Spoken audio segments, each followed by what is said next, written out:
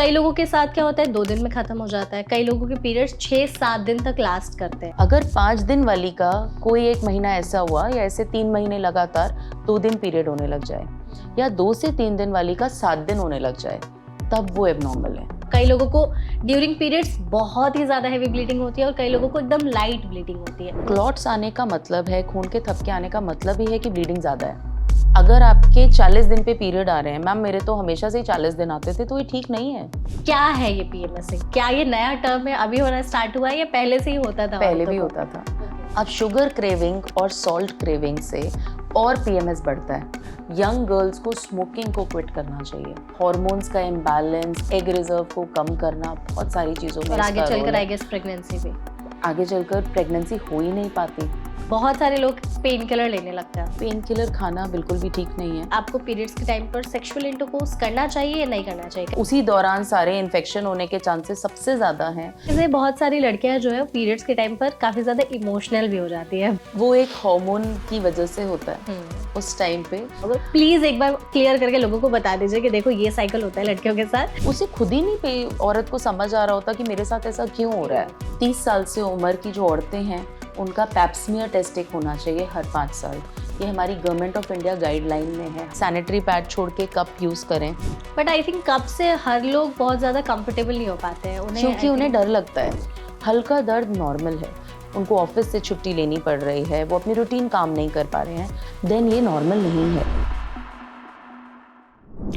Periods, पहले जब भी हम इसका नाम सुनते थे तो इसके बारे में बात करना अवॉइड करने लगते थे, लेकिन आज जैसे जैसे समय बदल रहा है वैसे ही लोग पीरियड्स के बारे में भी बात भी कर रहे हैं।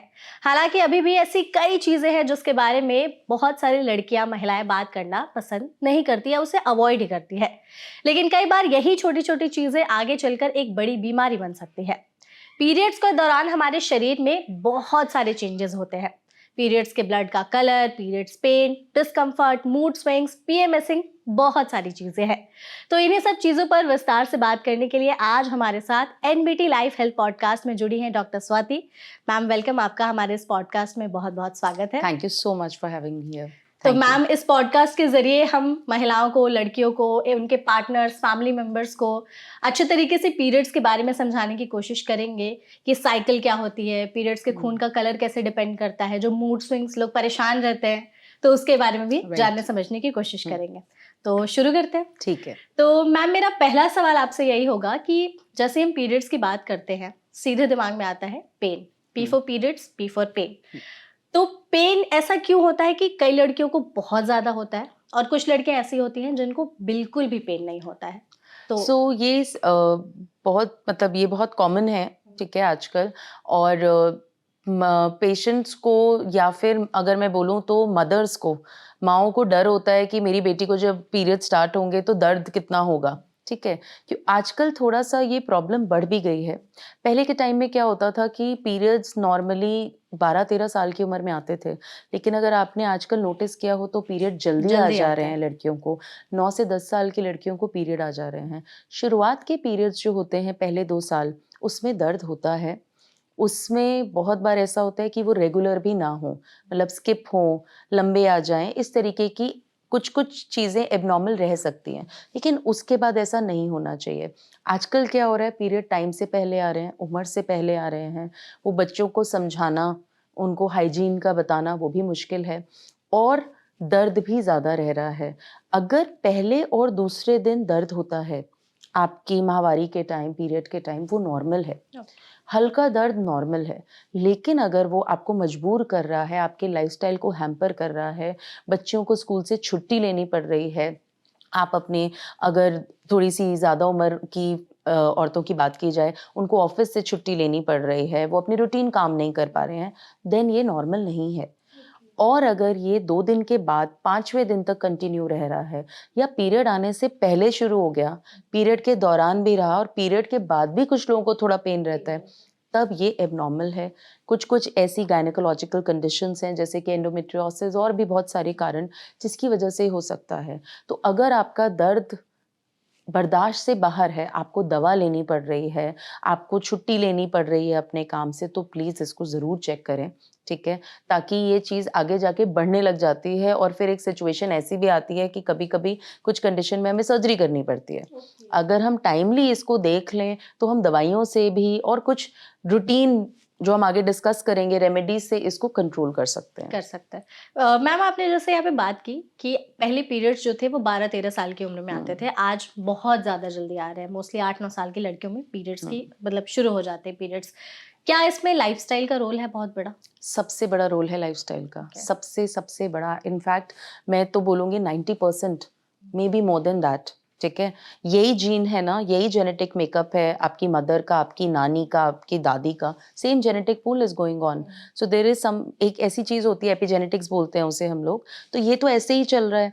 तो क्या चेंज आया? चेंज आया खाने-पीने में, हमारी सराउंडिंग्स में, ठीक है?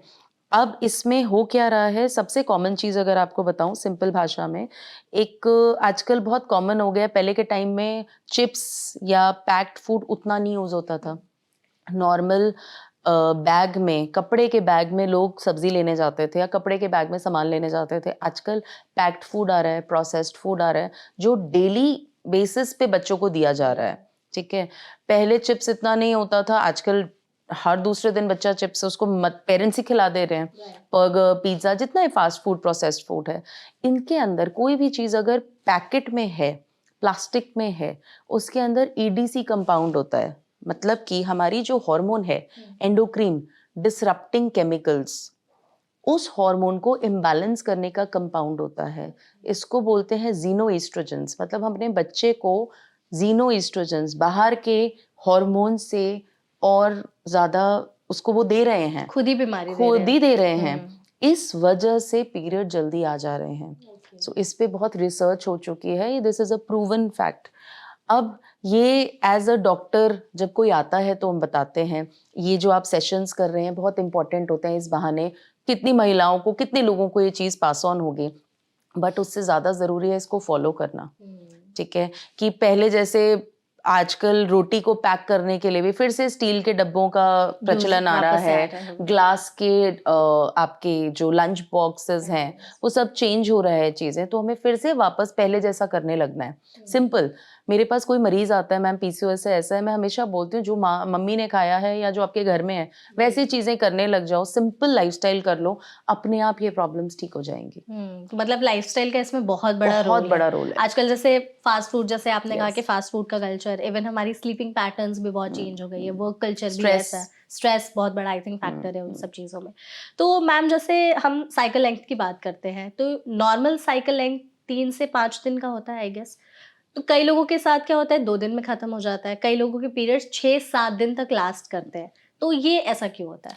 सो आपका जैसे मैंने बताया शुरुआत में 2 साल कैसे भी रहे कोई भी दिक्कत नहीं है, ठीक है?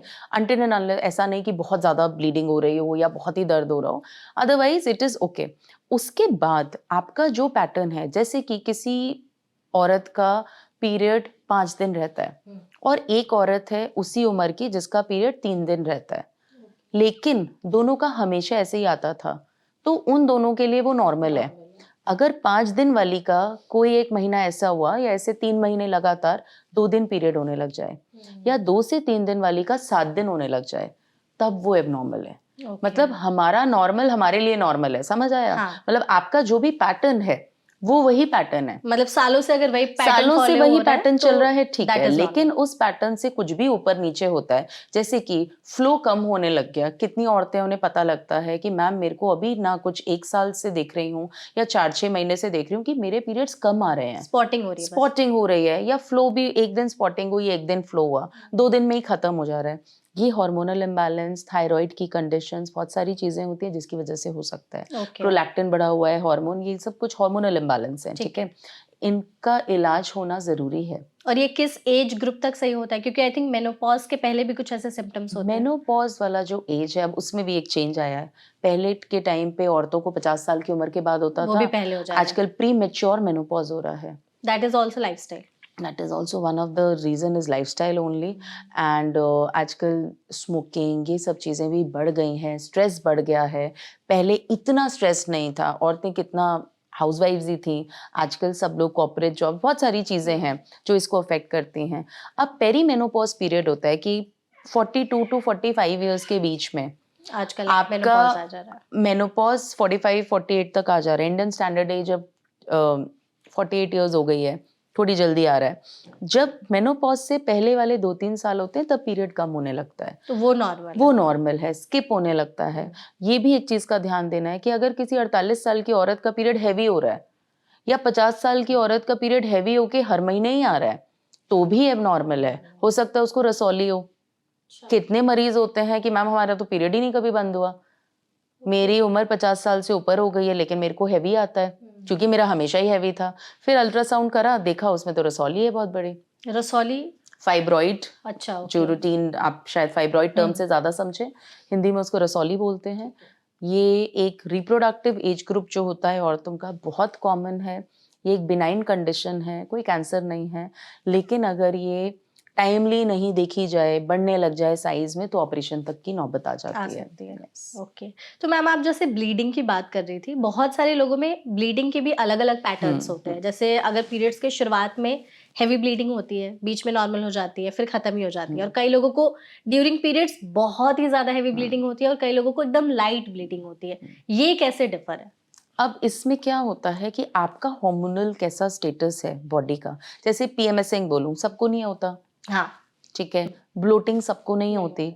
सेम इस पीरियड का फ्लो हर औरत का डिफरेंट है, ठीक है। अब वही बोला ना, दोनों का कंपैरिजन, आपका जैसा फ्लो था, आपने कुछ उसमें अटपटा चीज देखी या कोई चेंज का पैटर्न चेंज देखा, देन आपको जरूर एक बार दिखाना चाहिए कि आपका ऐसा होता था, अब ये बहुत हैवी होने लग गया। कितने लोग होते हैं उनको हैवी फ्लो ही होता है कि 5 दिन अच्छा फ्लो रहता है, लेकिन उनको खून के थपके जाने लग जाएं, क्लॉट्स जाने लग जाएं, देन ये नॉर्मल नहीं है। तो क्लॉट्स तो यूजुअली आते हैं। बहुत लोगों को नहीं आते। अच्छा। और फर्स्ट और second day of period can be heavy, मतलब पहला और दूसरा दिन हैवी रह सकता है, लेकिन अगर 5वें दिन तक भी वैसी ही फ्लो है तो वो ठीक नहीं है। ओके। ठीक है। और क्लॉट्स वाला जो आप कह रही थी वो? क्लॉट्स आने का मतलब है, खून के थपके आने का मतलब ही है कि ब्लीडिंग ज्यादा है। आप इसको मान लो कि अगर किसी मरीज, किसी भी औरत को ब्लीडिंग ज्यादा कैसे पता लगता है कि हम पूछते हैं आपको खून के थपके तो नहीं जा रहे, तो जो अमाउंट है ब्लड का वो अपने आप उस क्लॉट में बढ़ जाता है। तो जैसे अगर पहले दिन क्लॉट आ रहा है, दूसरे दिन आ रहा है, तो नॉर्मल है? क्लॉट अगर बोला ना, किसी को हमेशा ही फ्लो ज्यादा होता था और क्लॉट आते थे, तो वो नॉर्मल है। है। अचानक से आ रहे हैं तो अचानक से आ रहे हैं तो दिक्कत है। किसी को नॉर्मली ही फ्लो कम ही होता था कि मैम मेरा तीसरे दिन में बंद ही हो जाता है, खत्म ही हो जाता है। लेकिन अगर किसी का सही फ्लो ऐसा होने लग जाए कि उसको स्पॉटिंग में कन्वर्ट हो गया कि मेरे को तो मैम अब 1-2 दिन से स्पॉटिंग ही होती है, वो एबनॉर्मल है, ठीक है। और कलर जब बात करते हैं तो कलर के अंदर भी चेंज आता है कि जब आपका फ्लो ज्यादा होता है तो डार्क कलर्ड ब्लड होता है, ठीक है। और जब आपका फ्लो कम होता है, वो डिस्चार्ज के साथ मिक्स हो जाए, तो वो पिंकिश कलर्ड या रेड कलर्ड में कन्वर्ट हो जाता है। अगर बहुत फ्रेश ब्लड जा रहा है तो वो बहुत ब्राइट रेड होगा। नॉर्मली पीरियड्स का ब्लड, क्योंकि जब भी आप चेंज कर रहे हैं तभी आप उसको देख रहे हैं, तो ऑक्सीडाइज भी हो रहे हैं एनवायरनमेंट से, इसलिए कलर चेंज होता है। इसीलिए आजकल तो वी आर प्रमोटिंग, हम लोग बहुत प्रमोट कर रहे हैं मेंस्ट्रुअल कप के बारे में, कि सैनिटरी पैड छोड़ के कप यूज करें। ये एनवायरमेंटल फ्रेंडली भी है, हाइजीनिक भी है, और अपने हाइजीन को बहुत मेंटेन करना जरूरी है जब औरत का ये माहवारी वाला टाइम होता है। बट आई थिंक कब से हर लोग बहुत ज्यादा कंफर्टेबल नहीं हो पाते हैं, उन्हें क्योंकि उन्हें डर लगता है के अंदर कि कैसे यूज होगा, कैसे इसे रिमूव करना है। एक्चुअली बहुत ही इजी है, जो लोग यूज करने लगते हैं वो फिर कभी पैड यूज नहीं करते, ठीक है।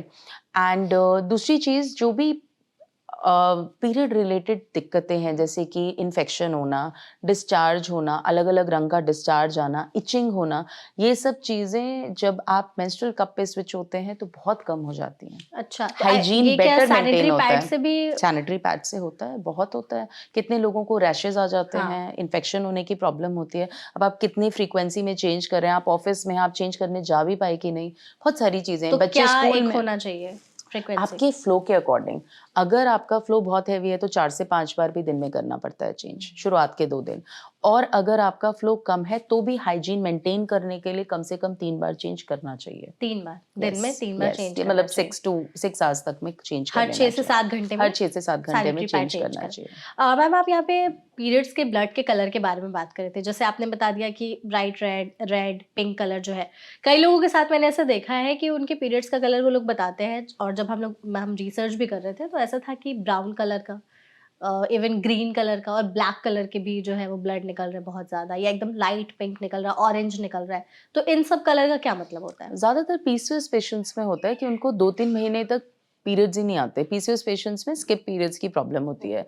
उसके बाद जब पीरियड आते हैं तो ब्लैक कलर के आते हैं, क्योंकि वो 3 महीने अगर किसी का पीरियड नहीं आया तो 3 महीने अंदर की झिल्ली की लाइनिंग मोटी होती रही, ठीक है? और फिर भी हार्मोन का इम्बैलेंस है बॉडी में, तो वो ठीक तरीके से पीरियड आया ही नहीं, इस वजह से काले रंग का ब्लड आ गया, ठीक है? और जो ग्रीनिश, येलोइश और ये सब जो कलर्स हैं, ये हमेशा इन्फेक्शन के लक्षण होते हैं कि आपके वहाँ पे इन्फेक्शन भी कुछ होने लग गया है, जिस वजह से इस तरीके का कलर आने लगा है।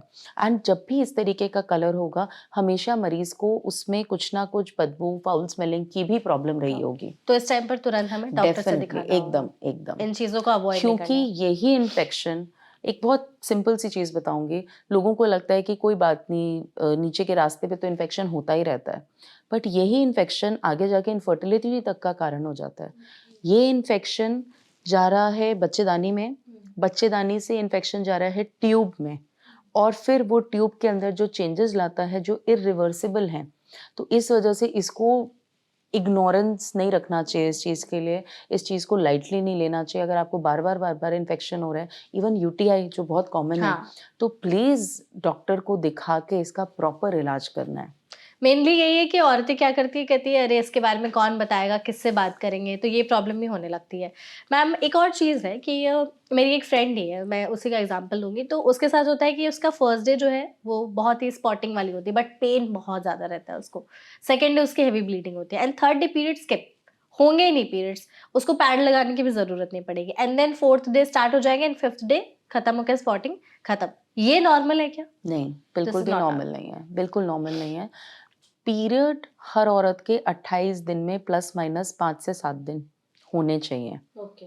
और 3 से 5 दिन चलने चाहिए नॉर्मल तरीके से। बीच में कोई स्किप वगैरह? बीच में स्किपिंग नहीं होनी चाहिए, या पीरियड हुआ उसके कुछ दिन बाद भी बहुत लोगों को स्पॉटिंग हो स्पॉटिंग जाती है। इंटरमेंस्ट्रुअल ब्लीडिंग बोलते हैं इसे, कि मतलब एक पीरियड और दूसरे पीरियड के बीच में भी कुछ स्पॉट निकल गया, ये भी नॉर्मल नहीं है, नहीं है। ठीक तो है? क्या एक वो टाइम होना चाहिए, जैसे 28 दिन पे, 30 दिन पे या 40 दिन पे? हाँ, अब इसमें जो भी 28 दिन प्लस माइनस 7 दिन, आपका 30 दिन मतलब 25 से 35 दिन के बीच में पीरियड आना चाहिए, हर महीने आना चाहिए। अब इसमें 5 दिन ऊपर नीचे हो जाए वो नॉर्मल है, ठीक है? अगर आपके 40 दिन पे पीरियड आ रहे हैं, मैम मेरे तो हमेशा से ही 40 दिन आते थे, तो ये ठीक नहीं है। शुरू से ही अगर आ रहे तो भी ठीक तो नहीं भी है? ठीक नहीं है, आपको इसको ज़रूर टेस्ट कराना है। हो सकता है आपको शुरुआत से कोई दिक्कत शुरू हो गई हो। और अगर जल्दी आ रहे हैं तो? 20 से 25 दिन पे या 22 दिन पे भी किसी की साइकिल आ रही है तो उसको शॉर्ट साइकिल बोलते हैं, ये भी ठीक नहीं है।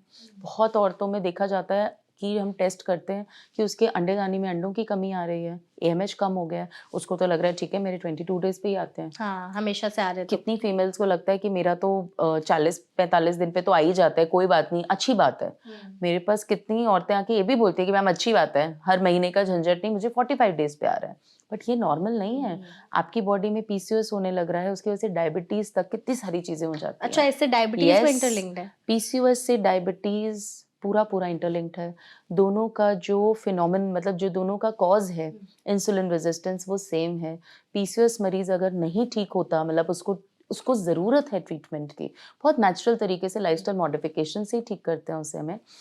आगे जाके उस मरीज़ को डायबिटीज़ हो जाता है, अगर वो उसको ठीक ना करे। तो ये चीज़ों को, इसीलिए ये सब जो भी हम सेशंस कर रहे हैं या बात कर रहे हैं इसके बारे में, बहुत ज़रूरी है, क्योंकि इससे कितनी फीमेल्स ये आगे की प्रॉब्लम से भी बच सकती हैं। अभी क्या है ना, यंग हैं, उतना ध्यान नहीं दे रहे या बिजी हैं लाइफ में, बच्चे हैं, कितने लोग बोलते हैं मैम टाइम ही नहीं है अपने लिए, बट हमें टाइम निकालना है ताकि आप ठीक रहोगे तभी फैमिली ठीक रहेगी। ग्रेट। मैम एक और चीज़ है कि पीरियड्स का नाम लेते ही बहुत सारे लोगों के दिमाग में आता है PMSing, mood swings, food cravings.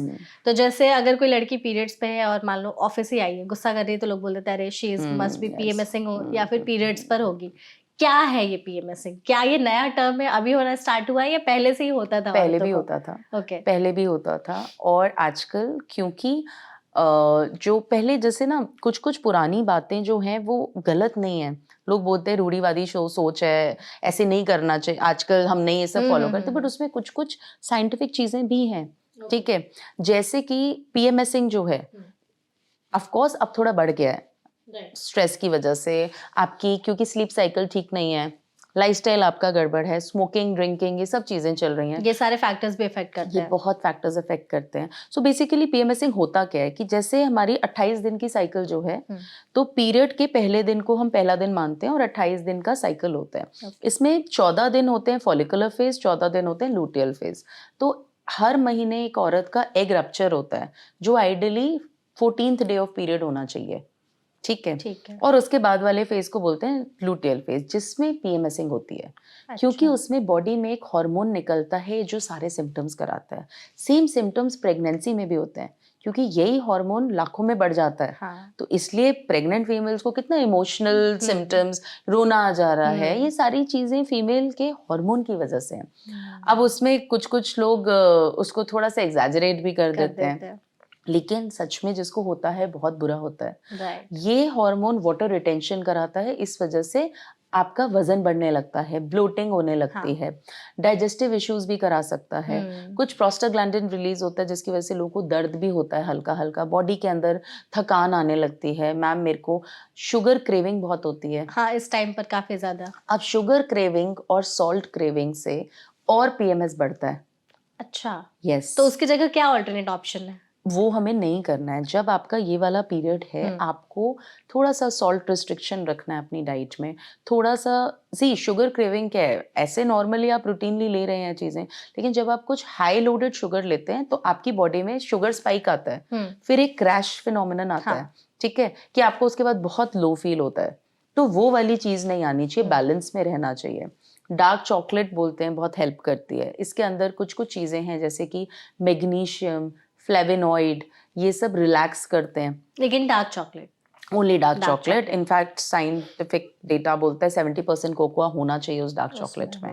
अब ऐसे नहीं कि चॉकलेट खानी है, हाँ, again it is sugar, right, ठीक है। राइट। अब इसमें दूसरा ये है कि इस दौरान आप कुछ कुछ, बहुत लोग फिजिकल एक्टिविटी, योगा और मेडिटेशन का भी बहुत अच्छा रोल है। रोल रहता है। एंडोर्फिन रिलीज होते हैं इससे, तो आपका पेन कम होने लगता है।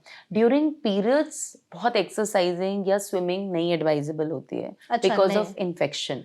बट एक्सेसिव थोड़ा बहुत तो कर थोड़ा सकते बहुत हैं। आप कर सकते हैं और करना भी चाहिए। ये भी उस प्रॉब्लम्स को कंट्रोल करता है। Stress factor, proper sleep, sunlight exposure जरूरी है। हाँ, ये सब चीजें जरूरी हैं, ठीक है। तो जब हम ये रूटीन चीजें करते हैं तो इससे हम इसको बहुत कंट्रोल में रख सकते हैं, एंड ये फॉलो करना चाहिए। एक चीज मैं और मतलब एक चीज और ऐड करना चाहूंगी कि यंग गर्ल्स को स्मोकिंग को क्विट करना चाहिए। ये उनके पीरियड्स के साइकिल या फिर पीरियड्स की साइकिल, हार्मोन्स का इम्बैलेंस, एग रिजर्व को कम करना, बहुत सारी चीजों में और आगे इसका चलकर रोल आई है। गेस प्रेगनेंसी भी, आगे चलकर प्रेगनेंसी हो ही नहीं पाती, एग्स इतने कम हो जाते हैं, इनफर्टिलिटी के इश्यूज आने लगते हैं। आज नहीं पता लग रहा है क्योंकि आपको कोई दिक्कत नहीं हो रही है, लेकिन आगे जाके जब जरूरत आएगी, वो टाइम आएगा, फेज आएगा लाइफ का, तब प्रॉब्लम आती है। एंड दैट इज वो वाली जो दिक्कत है, उसको हम रिवर्स नहीं कर पाएंगे फिर। ओके। तो मैम एक और चीज़ है कि जब भी हम पीरियड्स की बात करते हैं, हमने पीएमएसिंग की बात की, फूड क्रेविंग्स भी होती है इस टाइम पर। तो जब बहुत सारे लोग क्या होते हैं ना कि खाना शुरू कर देते हैं, काफ़ी स्पाइसी फूड खा लिया, शुगरी खा लिया, या फिर कोल्ड ड्रिंक्स वगैरह पी लिया, कैफीन ले लिया, कॉफ़ी पीने लगते हैं बहुत ज़्यादा लोग, और खट्टा खाने लगते हैं। तो क्या इन सभी चीज़ों को अवॉइड करना चाहिए? अवॉइड करना चाहिए। आपको उस टाइम पे थोड़ा फ्रूट लेना चाहिए, लो फैट डेयरी यूज करना चाहिए, योगर्ट बहुत अच्छा है, ठीक है। इसके अंदर बाकी आप जितना प्री प्रोबायोटिक अपनी डाइट में बढ़ाए रखें, बाकी शुगर को सब्स्टिट्यूट करना है फ्रूट से, ठीक है। चाय कम करनी है, थोड़ी कॉफ़ी कम करनी है, लिमिट में रखनी है चीज़ों को। बाकी पानी की मात्रा पूरी रहनी चाहिए, ऐसा नहीं कि हाइड्रेशन मेंटेन रहना चाहिए। और कुछ-कुछ ऑयल्स होते हैं, एसेंशियल ऑयल्स जो होते हैं, उससे भी अगर आप रिलैक्सिंग मसाज या ऐसा कुछ, वो भी पेन को कम करता है। तो ये सब हम डाइट में चेंज ला सकते हैं। जो आप सॉल्टी मिक्सचर खा रहे हो, जैसे कि आपने बताया बाहर का, उसकी जगह घर का बनाया हुआ कोई रोस्टेड आपने कुछ ले लिया, नट्स खा ड्राई रहे हैं। फ्रूट्स ले लिए, नट्स खा लिए, ये सब चीज़ें हेल्प करती हैं। करती है। तो एक और चीज़ है कि बहुत सारे लोग पेन किलर लेने लगते हैं। पेन काफ़ी ज़्यादा होने लगता है तो सीधे पेन किलर खा लिया। तो पेन किलर खाना इज़ गुड और बैड? पेन किलर खाना बिल्कुल भी ठीक नहीं है। वही मैंने कहा, अगर आपको दवाई लेनी पड़ रही है मतलब आपका दर्द बहुत है। बहुत। अभी एक दवाई आई थी जिस पे बैन आई थिंक बैन आया था। क्वालिटी टेस्ट में स्ट्रेस फेल हो गई सिंड्रोम थी। होने लग रहा था, नॉट क्वालिटी स्ट्रेस, वो नहीं। हुँ। उसमें चीज़ ये आई थी कि अगर बहुत मात्रा में, because over the counter available है, ठीक है? एक फ्रेंड ने दूसरी फ्रेंड को बताया, रिकमेंड किया। एक बार डॉक्टर ने लिखा, लेकिन उसने हर महीने उसको लेना शुरू कर दिया, दिन में 3 से 4 बार लेना शुरू कर तो दिया। ये तो वर्स हो जाएगा। यस, तो इस वजह से उस पे रिस्ट्रिक्शन आया, ठीक है? और दवाई लेनी नहीं चाहिए। आप डॉक्टर के रिकमेंडेशन में लें अगर आपको सच में उसकी ज़रूरत है। है तो। और अगर ज़रूरत पड़ रही है तो ये सोचना पड़ क्यों रही है, उसको दिखाना है। जैसे कि एक सिचुएशन है एंडोमेट्रियोसिस, जिसमें पीरियड पेन बहुत ज़्यादा होता है। ओके। हाँ, तो पीरियड पेन इज़ नॉट, इसीलिए मैं बार-बार बोल रही हूँ कि पीरियड पेन नहीं होना चाहिए। थोड़ा बहुत हम ये जो मैंने नेचुरल चीज़ें अभी आपसे डिस्कस किया, आपने भी बताया, वो सब ये ठीक सब है। चीज़ें करें तो उसमें रिलीफ आ जाना चाहिए। कितने लोग योगा करने लगते हैं, मेडिटेशन करने लगते हैं, अपनी डाइट को चेंज कर लेते हैं उस दौरान। उन्हें पता है कि मैम इस टाइम पे ऐसे कर लेंगे तो मुझे ठीक लगता है। पीसीओएस पेशेंट्स को पता है, अगर मैं लाइफस्टाइल ठीक रखूंगी, एक्सरसाइज प्रॉपर करूंगी, मुझे पीरियड हर महीने आएगा। राइट। सो ये हमें चीज़ों को चेंज लाना है, बजाय कि हमने दवाई ले ली तो हमने उसको अंदर से तो ठीक ही नहीं किया। मतलब मोस्टली हमारी लाइफस्टाइल बहुत ज़्यादा इससे बहुत रिलेटेड है रोल प्ले करता कि है। बहुत काफ़ी बड़ा रोल बहुत प्ले बहुत। करता है। कुछ और चीज़ें हैं जिससे हम बोल सकते हैं कि बहुत सारे मिथ्स हैं ऐसे सोसाइटी में हमारे पीरियड्स को लेकर के, कि अगर बोला जाता है कि पीरियड्स के दौरान आपने बाल धो लिए तो आपके क्रैम्प्स बढ़ जाएंगे, तो ये सच है या नहीं? एक्चुअली नहीं। ओके। हाँ, आप ठंडे पानी का यूज़ करोगे तो हो सकता है। ठीक है। बाकी जैसे इसका इसका दूसरा वर्ज़न बोलूँ तो, अगर आप गर्म पानी से बाथ लेते हैं तो रिलैक्सिंग होता है। हॉट वाटर या ल्यूकवार्म वाटर? ल्यूकवार्म वाटर, एकदम हॉट वाटर कभी भी यूज़ नहीं करना है। ल्यूकवार्म वाटर वो रिलैक्सिंग होता है for period pain. Hot water bag को भी लोग गर्म पानी की सिकाई करते हैं, ठीक है? वो भी बहुत रिलैक्सिंग होता है। तो कोई ऐसा लेसर नोन रेमेडीज जो आप रेकमेंड करना चाहेंगे पीरियड क्रैम्प्स को कम करने के लिए, वही पेन को? जैसे मैंने जो रूटीन चीज़ें बताई, जो आप अपनी रोज़मर्रा में रूटीनली करें, कि कोई अपने पहले तो खान-पीन को ठीक रखें, सबसे ज़्यादा ज़रूरी है। पानी की मात्रा को मेंटेन रखें। तीसरी चीज़, आप ड्राई फ्रूट्स एक मुट्ठी डेली खाएँ। खाएं। वो उसके अंदर इतने सारे एसेंशियल चीज़ें हैं जो कोई अननेसेसरी, जो आजकल फैंसी सुपर फूड्स और क्या-क्या आ रहा है, उतने की ज़रूरत नहीं। जो रूटीन पुराने ड्राई फ्रूट्स है उसी को खा लें, बहुत है। बहुत है। ठीक है? एक मुट्ठी डेली ड्राई फ्रूट्स खाने चाहिए। फ्रूट्स खूब, एंटीऑक्सीडेंट्स होते हैं फ्रूट्स में, मैग्नीशियम, कैल्शियम, ये सब एलिमेंट हैं, ट्रेस एलिमेंट्स, जो हमारे ड्राई फ्रूट्स में मिलते हैं, जो कि हेल्प करता है पेन को कम करने में। ओके। जो डाइट बैलेंस रखता है उनको ये प्रॉब्लम्स ठीक होने लग जाती हैं। तो डाइट का, लाइफस्टाइल का सबसे बड़ा रोल है। स्ट्रेस को बैलेंस रखना है। आजकल आप लोगों के लिए, यंग जनरेशन के लिए बहुत बड़ी लेसन है। प्लीज़, ऑफ कोर्स स्ट्रेस सबको है, लेकिन हम कितना उसको बैलेंस में रख सकें। एंड दूसरा, अपने आप को थोड़ा सा फिजिकली एक्टिव रखना है। 30 मिनट का व्यायाम, आप कुछ भी करें, वॉक ही करें चाहे, लेकिन हर दिन जरूर। हर दिन करें। थोड़ा सा योगा और ब्रीदिंग एक्सरसाइजेस भी बहुत रोल प्ले करती हैं। इसको अपनी एक रूटीन एक्टिविटी में ले आइए, आप करने लग जाएंगे, आपको फील ही नहीं होगा। राइट। ये चीज तो मतलब मैंने भी देखी है कि जब आप फिजिकली एक्टिव रहते हैं ना, उस टाइम पर थोड़ा तो पेन कम ही होता है, ज्यादा नहीं। एक और चीज है मैम कि बहुत सारे लोग कहते हैं कि आपको पीरियड्स के टाइम पर सेक्सुअल इंटरकोर्स करना चाहिए या नहीं करना चाहिए। कई लोग ऐसा कहते हैं कि जब आप करते हो तो पेन कम होता है, तो इज इट ट्रू और not? Yes, whenever you are if you're sexually active and अगर आप उस टाइम पे सेक्सुअल इंटरकॉर्स करते हैं, पेन कम होता है अच्छा। Because of the release of some hormones. लेकिन it should be hygienic, because the chances, मतलब उसी दौरान सारे इन्फेक्शन होने के चांसेस सबसे ज़्यादा हैं, क्योंकि औरत की इम्यूनिटी उस समय सबसे कम होती है। बॉडी की इम्यूनिटी सबसे कम होती है। कितने लोगों को बुखार आ जाता है पीरियड्स में, कितनी प्रॉब्लम्स आती हैं, ठीक है, क्योंकि इंटरनल इम्यूनिटी कम होती है उस टाइम पे। तो अगर आप इंटरकॉर्स कर भी रहे हैं तो प्लीज़ उस टाइम पे प्रोटेक्शन बैरियर ज़रूर यूज़ करें ताकि किसी तरीके का इन्फेक्शन ना हो और हाइजीन मेंटेन रखें। राइट, एक और चीज़ है यहाँ पर कि अगर आप पीरियड्स के दौरान सेक्सुअल इंटरकोर्स करते हो तो आप प्रेग्नेंट नहीं हो सकते। हाँ, तब नहीं हो सकते। नहीं हो सकते। नहीं। ओके। अगर आपकी साइकिल रेगुलर है, हम्म। ठीक है, वही जो मैंने बताया ना कि 14th day without protection. Yes without protection ही बात कर रही हूँ। 14th डे एग रप्चर होता है। एग सिर्फ 24 घंटे रहता है, तो ठीक है। 24 घंटे में ही अगर कांटेक्ट हुआ है तभी फर्टिलाइजेशन होगा, तभी प्रेगनेंसी आएगी। उसके आगे या पीछे कभी प्रेगनेंसी नहीं आएगी। बट प्रोटेक्शन बैरियर कॉन्ट्रासेप्टिव या कॉन्डम यूज करने को इसलिए बोला जाता है कि इन्फेक्शन ना हो। उसका खतरा कॉन्ट्रासेप्शन तो है ही है, प्लस इन्फेक्शन भी ना हो। और ड्यूरिंग आपका अगर पीरियड आ रहा है तो उस टाइम पे आप ऑलरेडी पीरियड्स में हैं, ओवुलेशन तो उसके 14 दिन पहले हो चुका है, अच्छा। तो प्रेगनेंसी नहीं आ सकती। मैम एक और चीज़ है, बहुत सारी लड़कियां जो है पीरियड्स के टाइम पर काफ़ी ज़्यादा इमोशनल भी हो जाती है, बात बात पर रोने लगती है या फिर कोई चिड़चिड़े हो जाते हैं, गुस्सा आने लगता है उनको बहुत ज़्यादा, तो ऐसा क्यों होता है? वो एक हार्मोन की वजह से होता है। उस टाइम पे जब पीरियड का दौरान, पीरियड से जस्ट आने से जस्ट पहले वाला जो टाइम होता है वो कुछ दिन, फिर जब पीरियड आता है उस दौरान हार्मोन्स बहुत ऊपर नीचे हो जाते हैं बॉडी में, जिस वजह से ये जो इमोशंस हैं, और सच में ये मतलब ऐसा नहीं है कि कोई लड़की ऐसे ही कर रही है, जानबूझ के कर रही है। उसको सच में इस समय एक सपोर्ट की, चाहे वो फ्रेंड का हो, हस्बैंड का हो, माँ का हो, फैमिली का हो, ज़रूरत आपके स्टाफ का हो, ज़रूरत होती है, क्योंकि उसको वो चेंजेस फील हो रहे होते हैं। कितना टाइम ऐसा होता है कि उस टाइम पे कोई बात बुरी लग जाती है लेकिन ऐसे उस चीज़ का कोई फर्क भी नहीं पड़ता।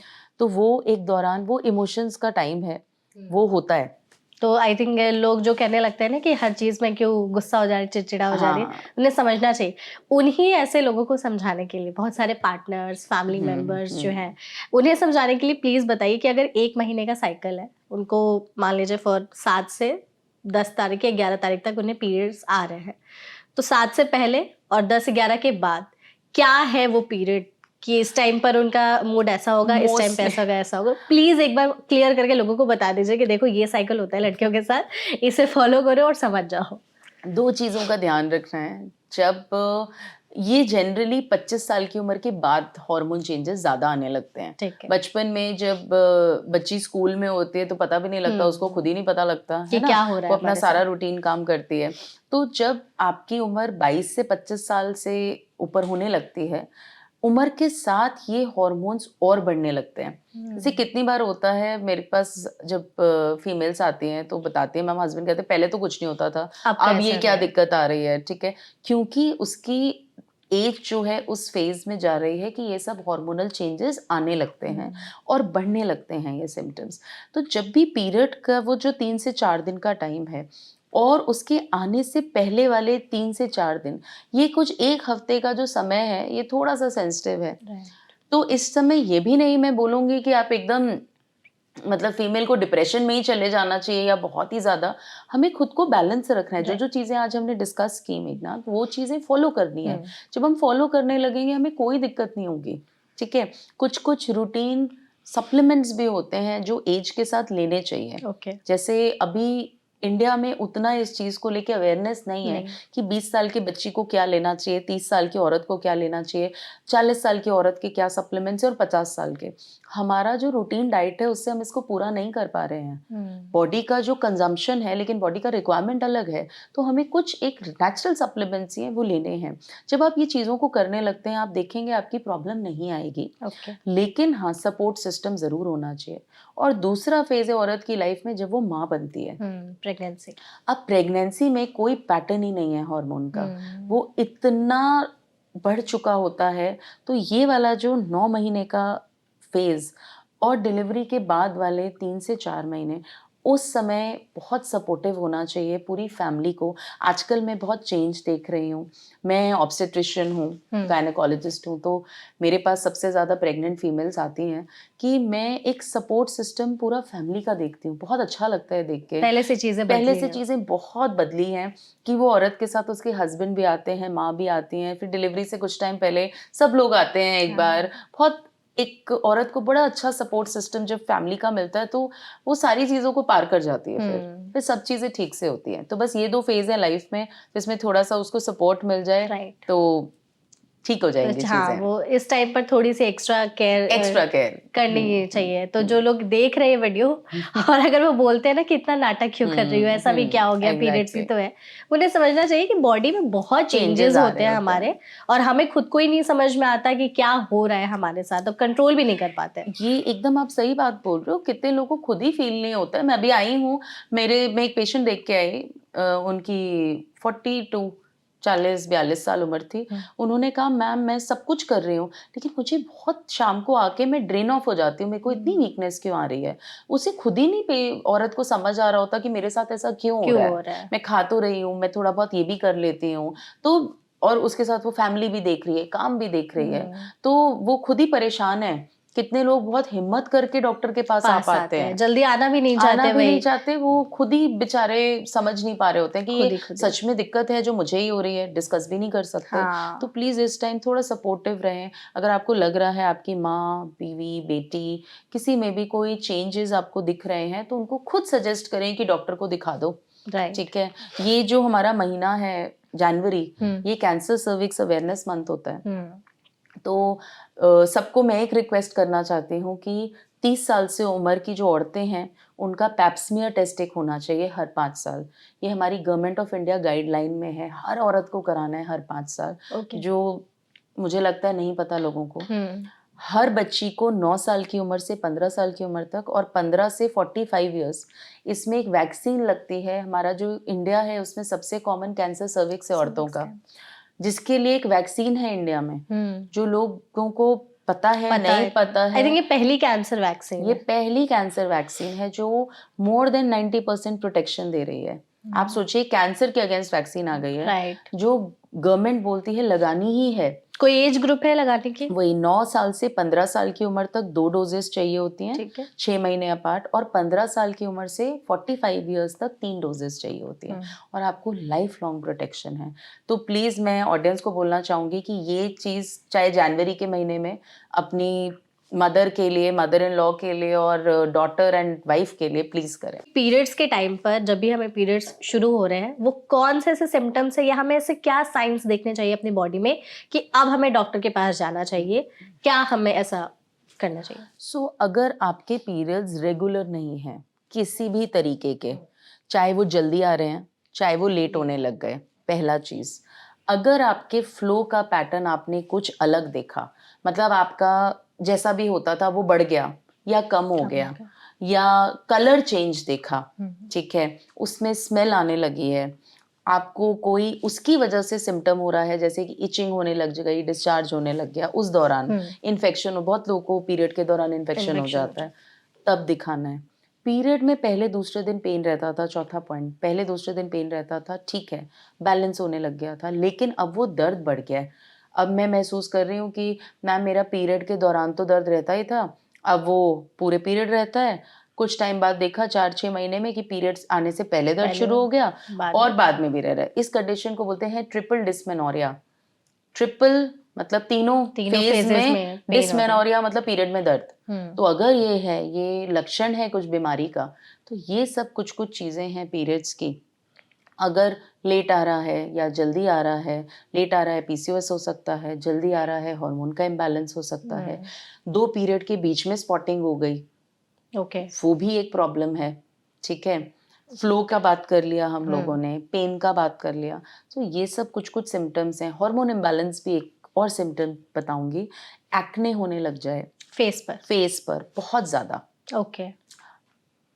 14-15 इयर्स जो टीनेज होती है, इस पे एक्ने होता है क्योंकि हार्मोनल स्पाइक आता है। लेकिन अगर 30 से 35 साल की उम्र की औरत को एक्ने हो रहा है पीरियड्स के टाइम पर या ऐसे भी, तो वो डर्मेटोलॉजिस्ट से ट्रीट नहीं होगा, वो ट्रीट होगा गायनेकोलॉजिस्ट से। आपकी हार्मोन्स, शारीरिक हार्मोन्स की प्रॉब्लम है जिसकी वजह से हो रहा है। हेयर ग्रोथ होने लग जाए एक्सेसिव बॉडी में, अपर लोअर लिप पे फेशियल हेयर्स बढ़ने लग जाए, बहुत और फीमेल्स में होता है। लेजर कराते रहते हैं वो, तो लेजर नहीं उसका इलाज है, हार्मोन्स ठीक करने हैं। तो ये सब कुछ कुछ सिम्टम्स हैं जिसका ध्यान रखना चाहिए। अगर ऐसी चीज़ आप कुछ भी महसूस करते हैं तो ज़रूर एक बार गायनेकोलॉजिस्ट से मिलें। बिल्कुल। मैम, अब जब आपने ये बात कह ही दी है कि हेयर ग्रोथ बहुत ज़्यादा होने लगती है और कई लोगों के साथ ऐसा होता है ना कि स्ट्रेस की वजह से, मैंने देखा भी है कि पूरे 1 महीने तक पीरियड्स चले एकदम कंटिन्यूअस, फिर उनको जैसे अभी पीरियड्स खत्म हुए 2 दिन के बाद फिर से शुरू है और बहुत हेवी ब्लीडिंग, तो उन्हें डॉक्टर के पास जाना चाहिए। तो इस तरह के सिम्टम्स कब एकदम वर्स हो जाते हैं और क्या आगे चलकर रिजल्ट या कौन सी बीमारी का खतरा रहता है, एक बार प्लीज ये भी बता दीजिए। अगर हेयर ग्रोथ और इस तरीके के सिम्टम्स रह रहे हैं, ज़्यादातर पीसीओएस पेशेंट्स में होते हैं। ओके। पीसीओएस पीसीओडी आज की डेट की बहुत कॉमन Common है। बीमारी है, बहुत कॉमन, कि इंडिया में बोला जाता है स्टैटिस्टिक्स एवरी 1 in 6 या 6 in 10 फीमेल्स, लेकिन मैं देखती हूँ प्रैक्टिकली कि अगर 10 यंग गर्ल्स देखूंगी उसमें से 8 में होगा पीसीओएस, या कुछ ना कुछ हल्के लक्षण होंगे, आगे जाके वो बढ़ जाएंगे। तो अगर आप पीरियड्स को देख रहे हो कि मेरे को साल में 1 या 2 महीना स्किप होता है, बहुत औरतें इसको नॉर्मल मानती हाँ। हैं, साल में 1-2 महीने स्किप हो रहा है, नहीं, ये ठीक नहीं है। या फिर लंबा चल रहा है, स्किप हुआ फिर लंबा हो गया, हाँ, स्किप फिर होने और के हो बाद लंबा आया, 1-1 महीने ब्लीडिंग, ये भी नॉर्मल नहीं है। 25 साल से 35 साल की उम्र में एक्ने भी नॉर्मल नहीं है। एकाध हुआ, दैट इज वो अलग बात है, कभी कॉस्मेटिक की वजह से या कुछ खान पीन की वजह से, लेकिन अगर रूटीनली हो रहा है तो दैट और ज्यादा हो रहा है तो नहीं। दूसरा, हेयर ग्रोथ, आपको बहुत थकान लग रही है, आपको शुगर क्रेविंग हो रही है, इमोशनल इंस्टेबिलिटी है, ये सब कुछ सिम्टम्स हैं हॉर्मोन्स के, जिस वजह से आगे जाके ये प्रॉब्लम बढ़ जाती है। तो इसीलिए हमें इन सब चीज़ों को इग्नोर नहीं करना चाहिए, Ignore इसका नहीं ध्यान करना। देना चाहिए। इस तरह के सिम्टम्स यूजुअली लोग इग्नोर कर देते हैं कि अरे ठीक है, पीरियड्स के टाइम पर तो ये सब होता ही है। बट जैसे कि मैम ने भी बताया कि आप प्लीज़ इन सभी चीज़ों को इग्नोर ना करें। ऐसे सिम्टम्स अगर आपको दिख रहे हैं तो तुरंत अपने डॉक्टर से, गायनेकोलॉजिस्ट से दिखाएं, आगे चल करके प्रॉब्लम बढ़े ना और समय रहते इसका इलाज भी किया जा सके। एंड जितना अगर हम पॉडकास्ट को एक लाइन में कंक्लूड करें तो लाइफस्टाइल मॉडिफिकेशंस आज के टाइम पर बहुत ज़्यादा ज़रूरी है। अगर आप अपनी लाइफस्टाइल सही रखेंगे, सही टाइम पे सोएंगे, उठेंगे, खान पान अपना सही रखेंगे, ज़्यादा बाहर का नहीं खाएंगे, तो आई थिंक इस तरह की प्रॉब्लम से आप खुद को भी बचा करके रख सकते हैं।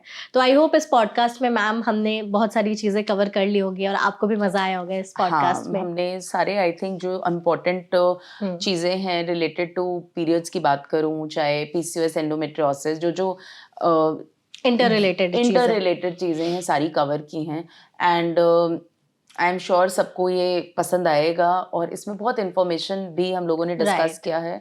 बस इम्पोर्टेंट है इसको फॉलो करें। बिल्कुल। जब फॉलो करने लगेंगे तो 50-60% लोगों को डॉक्टर की जरूरत ही नहीं पड़ेगी। बिल्कुल, जैसा कि मैम ने कहा कि अगर वही लाइफस्टाइल मॉडिफिकेशंस आप कर ले, चीज़ें फॉलो कर ले, जैसा कि मैम ने इस पॉडकास्ट के जरिए आपको बताया है, तो ऑलरेडी चीज़ें आपके खुद से ही खत्म हो जाएगी, डॉक्टर के पास जाने की ज़रूरत नहीं पड़ेगी।